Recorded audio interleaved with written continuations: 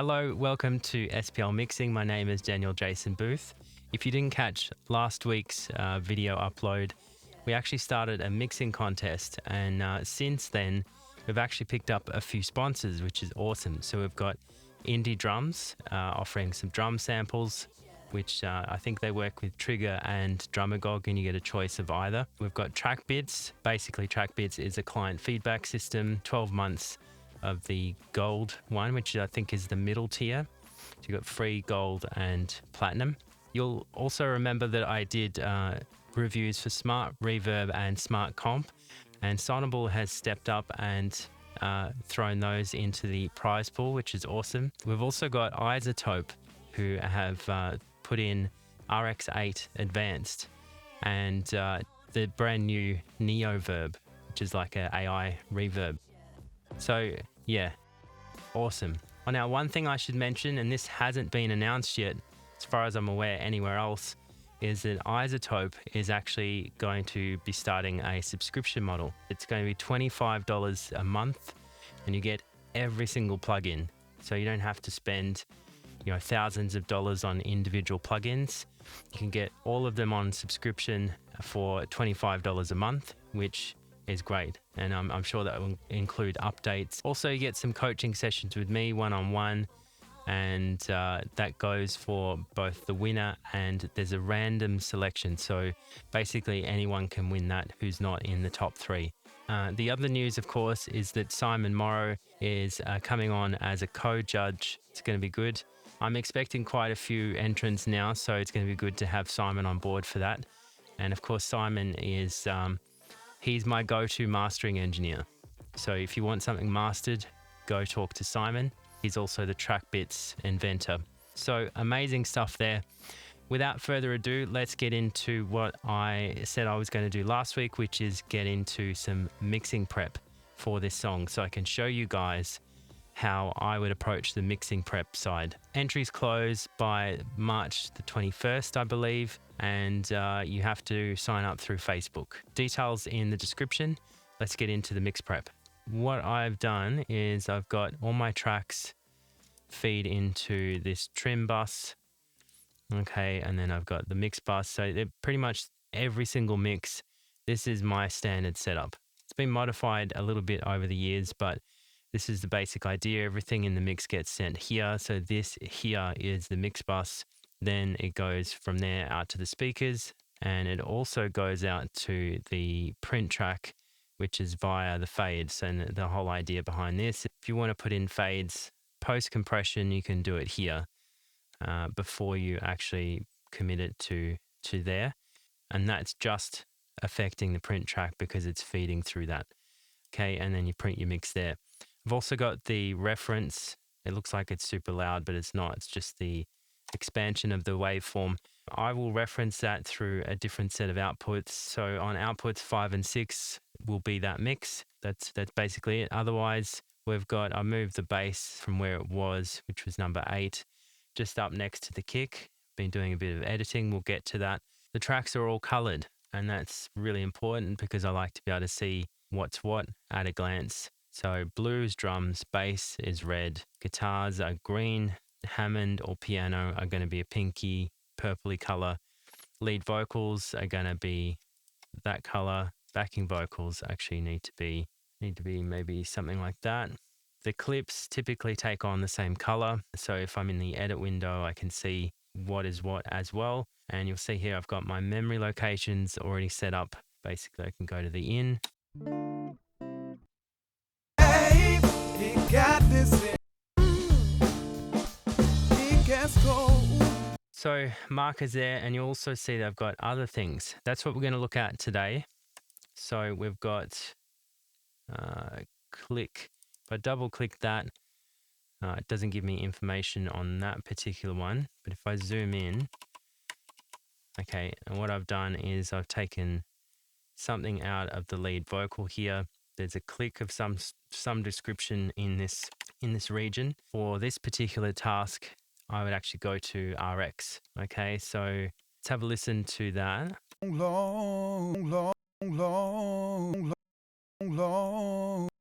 I don't know if you can hear that. It's just a tiny little click in there. I know that I tend to be quite aggressive with my processing. By the time I get to compressing that hard or something like that, it's gonna be popping out in the mix. So I'm gonna send that across to RX, and you can see that's the click there. That's the great thing about RX, is that you can actually see it. So I'm gonna go to try mouth declick and see if that works. Long, long. And we can actually hear the output of the click. Let's grab a bigger section. It's too long. So it's picked that up really nicely there. So, but I'm just going to select the region that I need fixed. Long, long. Render that, and it's gone. Doesn't look like it's damaged much around it. Perfect. Let's now send that back and render that. What I need to do now is just stitch that back in.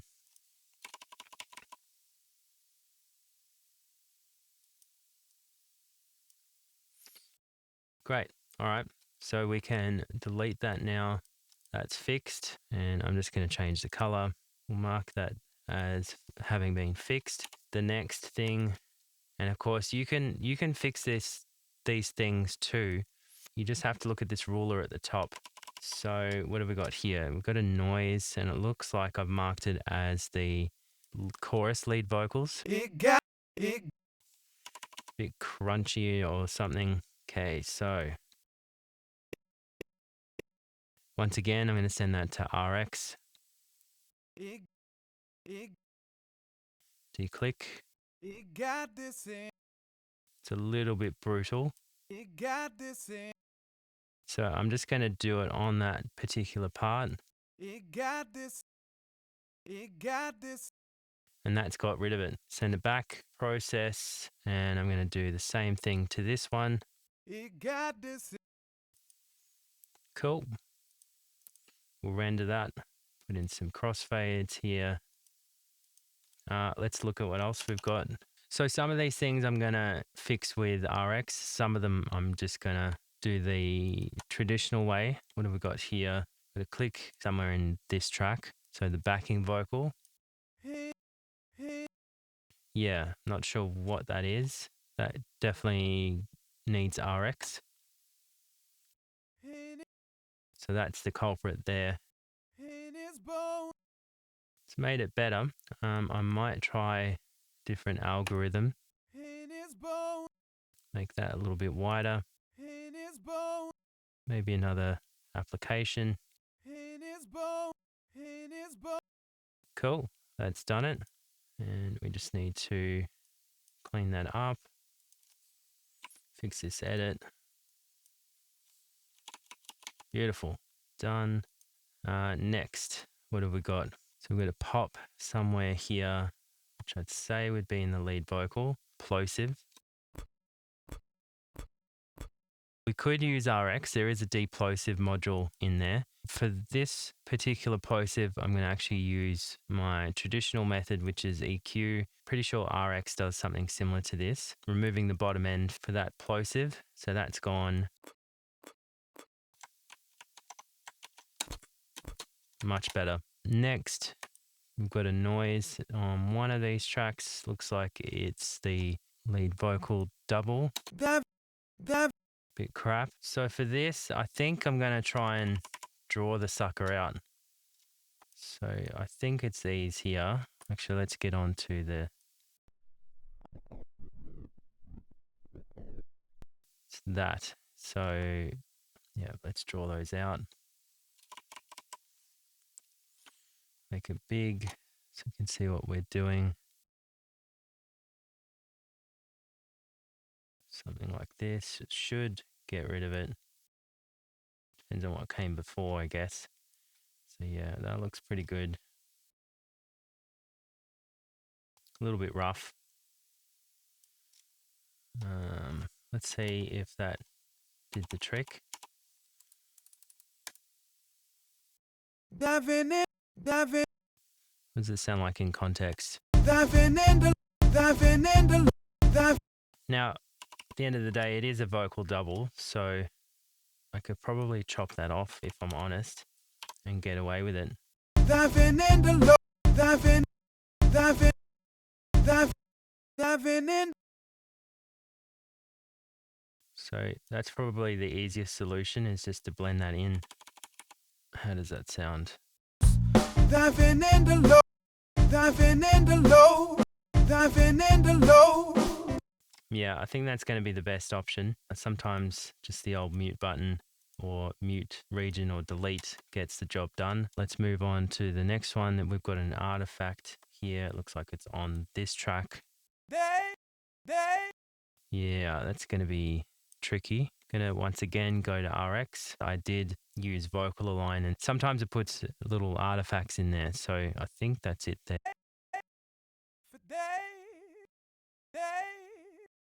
Yeah, sounds like it. So it's just this transition here is a bit weird, isn't it? See, click. Let's go multi-band.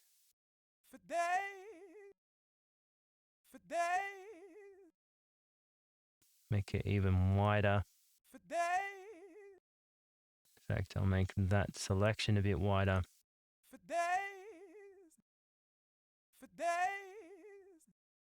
So I've done one treatment there. Let's maybe have a look at treating it, skewing it that way to higher frequencies.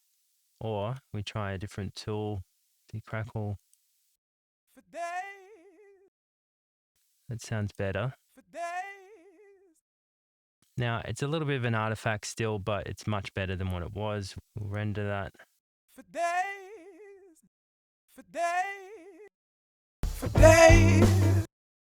So that is fixed. Put in some crossfades. Next, we've got another pop. What is it? So this is a plosive. So let's go. That is easily fixed by a bit of EQ rendered in there. What else we got? Got another click. What is this? Oh, it's on the guitar. Reckon that will be something that we draw out. That's easy peasy. Okay, so the only way that you find these things is just to go through every single track and have a critical listen, because the last thing you want to do is get through a mix and get to like this zen state where you're just like almost meditating while you're mixing, and then you hear that one click because you process something that little bit hard to bring something out, and it brought up all this other stuff that you didn't hear. A good thorough check at the mix prep stage is always recommended. So we've got sections, and we've got another pop. Where's this pop? Right here. It's on the chorus, lead vocal. Isolate it just to that, and we'll do our plosive treatment again, and that's that. We can mark that down as having been done. And then what else we got? We got another pop. So same thing again. No more pops there, is there? No. We've got remove here. So what have I got? RX, the low string on the, yeah, okay. So if you have a listen to this guitar, it's well played and everything except for the fact that he keeps hitting the low string. But as an example of not hitting the low string, now we've got to remember it's a rhythm part, so it's important that the rhythm is also in tune.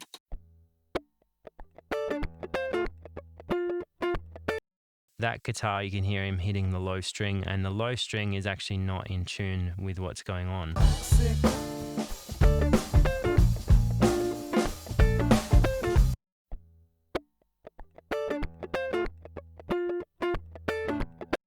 So I'm going to send that over to RX.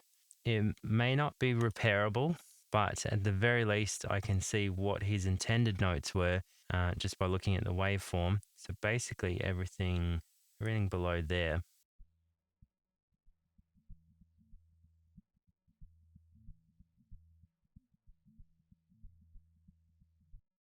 So what I can do is I can zero in on that, and hopefully that's enough to just delete it.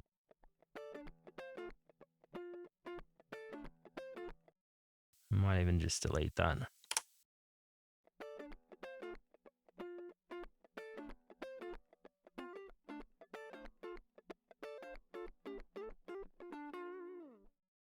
Cool, that is now fixed.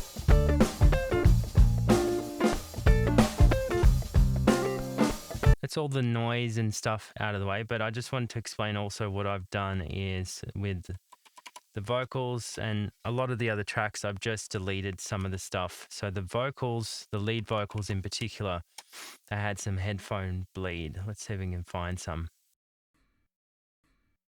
You can hear a little bit of it there. So just really cleaning it up. There's a little bit of noise there. It's not too bad, but all of the tracks have a little bit of noise in them. So I figure better just to not have that noise in there. I did line up anything that sang the same thing, should be all of this here as the double. I actually got it lined up with the lead vocal. If you don't have Vocal Line, Project is what I use, which is a audio suite only plugin for Pro Tools users, that is. Not sure where you would find that in your plugin list if you're in another DAW, but that's what I was using. Basically, you transfer this into that one, you capture it, and then you capture the duplicate or the double.